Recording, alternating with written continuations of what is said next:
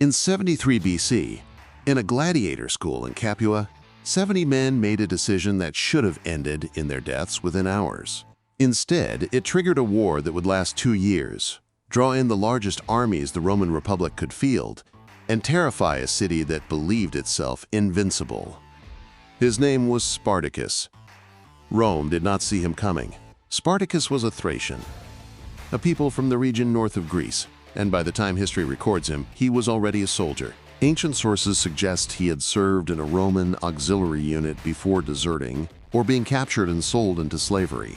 Either way, he ended up at a gladiatorial school owned by a man named Lentulus Batiatus in Capua, south of Rome, one of the empire's training grounds for men who existed to die in front of a crowd for entertainment. Gladiator schools were brutal. Men were fed, trained, and kept alive only long enough to fight again.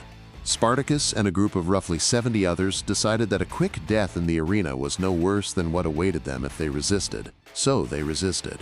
Armed with nothing but kitchen knives and skewers seized from the school's cooking quarters, they fought their way past the guards and out into the streets of Capua. On the road out of the city, they ambushed a shipment of actual gladiatorial weapons, swords, not skewers, and armed themselves properly for the first time. Rome did not react with alarm. Why would it? 70 escaped slaves was a policing matter, not a military one. That assumption would cost Rome dearly.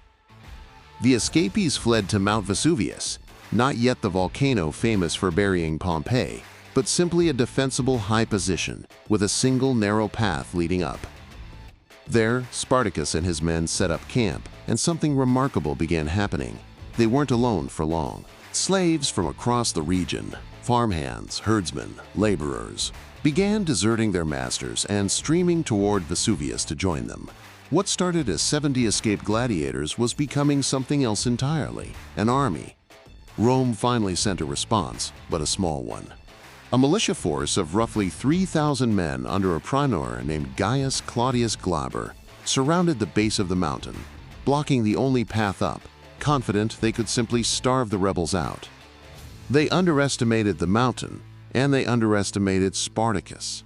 His men wove ropes and ladders out of wild vines growing on the mountainside and climbed down a hidden cliff face the Romans hadn't bothered to guard.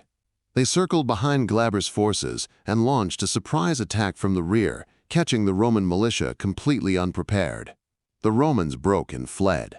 It was the first Roman force sent against Spartacus. It would not be the last, and each one Rome sent would be bigger than the last. Word spread fast. A slave army had defeated Roman soldiers